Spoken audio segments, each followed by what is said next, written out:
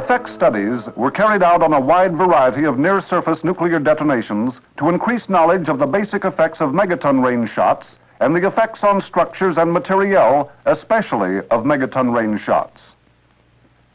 To extend the knowledge of basic effects of nuclear detonations, 3 programs were instituted on Operation Hardtack: underground studies of acceleration, displacement, pressures, and shock spectra; radiation studies of neutron flux and fallout from megaton devices; electromagnetic studies of pulses from nuclear detonations and ionospheric effects of surface detonations. Ground motion measurements were made on 2 surface bursts, the 17-kiloton Cactus and the 1.4 megaton Koa detonations. Emphasis was on obtaining measurements in high overpressure regions for use in the design of hard protective structures. The effect of soil type and weapon yield on ground shock was of particular interest. Participation in Cactus supplied low-yield coral soil data for comparison with results obtained in Nevada soil from shots of similar yield. Koa provided high-yield data for comparison with the low-yield Cactus data obtained in similar soil.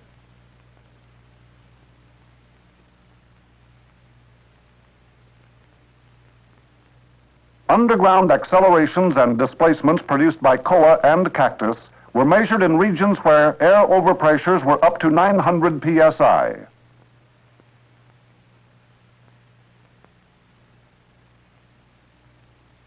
Koa measurements, in particular, were at 3 ranges from 2,000 feet to 4,000 feet from ground zero and at depths down to 100 feet.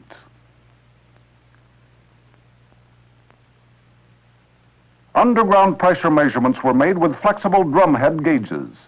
These were buried at depths from surface down to 20 feet at the 200 psi range on both shots.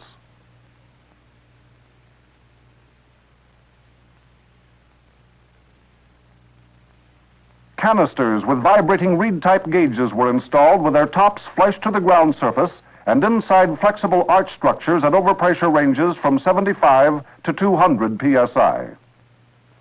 The response of these gauges to ground shock is being used to broadly delineate the responsive structures or instrumentation to the same shock environment.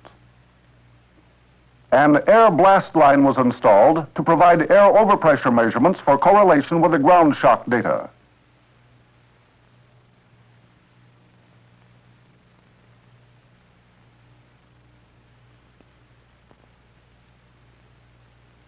To complete the specification of the ground shock environment, crater measurements on both shots were taken by lead line and photographic techniques. On the Koa shot, at 2,000 feet range, just 150 feet outside the crater, peak vertical acceleration of 1120 G was recorded at 1 foot depth. Peaks decreased rapidly with depth to 68 G at 10 feet and then slowly to 8.4 G at 100 foot depth.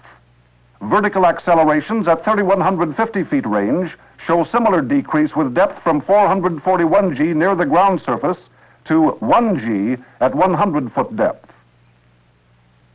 Maximum vertical acceleration on the Cactus shot was 616 G at 400 foot ground range and 1 foot depth.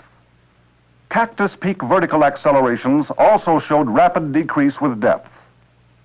On both shots, peak vertical acceleration showed a more rapid decrease with depth than at Nevada at similar air overpressure ranges.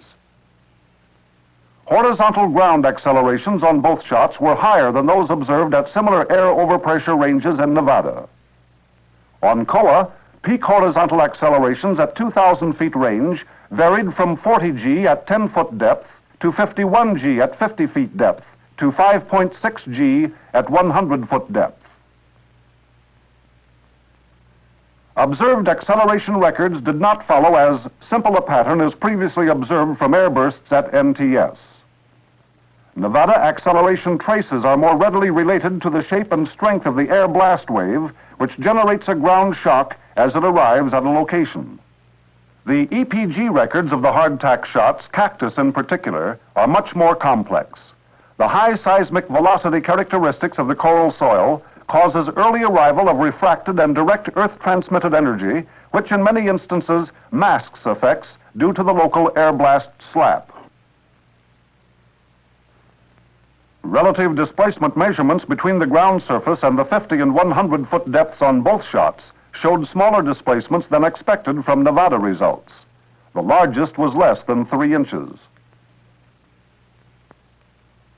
Underground pressure measurements taken with flexible drum heads show pressures a few feet below the surface are considerably lower than surface air overpressures. However, at 10-foot depth, pressures begin to increase. On cactus in particular, a pressure of 500 psi at 20-foot depth was recorded, twice the surface overpressure. It is believed the abnormally high underground pressures are due to the effects of large amounts of groundwater in the soil. Measurements of air blast phenomena, which were made over extended blast lines for cactus and koa, did not indicate a precursor formed on either event. Waveforms generally showed sharp rises, but were more disturbed for cactus than for koa. Peak pressures obtained with self-recording gauges compared favorably with pre-shot predictions, but those measured by electronic gauges at close-in range for correlation with underground phenomena did not.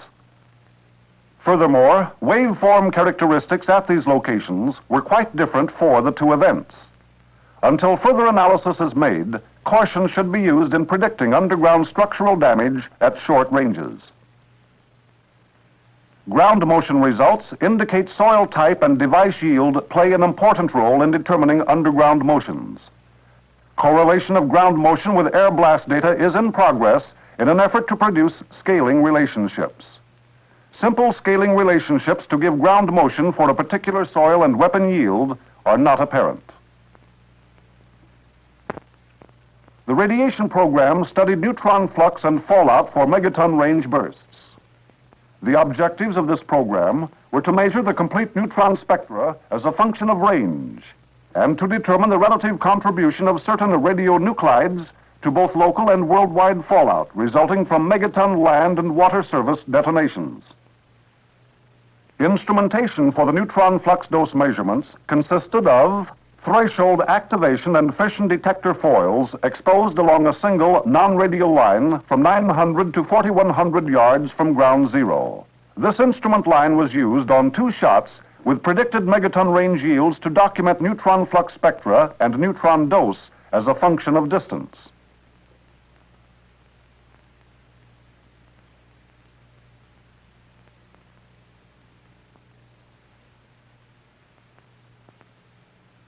Although only limited data resulted because the radiological situation prevented early recovery of the detectors, successful measurement of neutron flux and spectra were made for a number of ranges.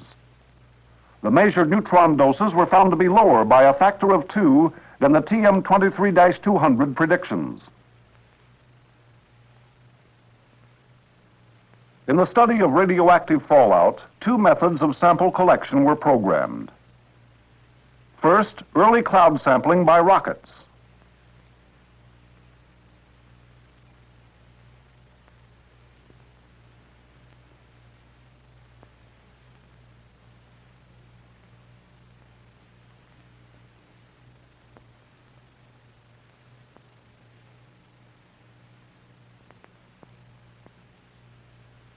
And second, residual cloud and fallout sampling by B-57 and WB-50 aircraft. Because of technical difficulties during pre-shot testing and early participation, the rocket sampling was canceled. The aircraft sampling program was successful on all shots in which the project participated. The B-57s collected gas and particulate samples from the residual cloud, while the WB-50s obtained downwind fallout samples at an altitude of 1,000 feet for various times following the detonation. Samples obtained from this program are presently undergoing detailed analysis and study in various laboratories, and any conclusions must await the completion of this work.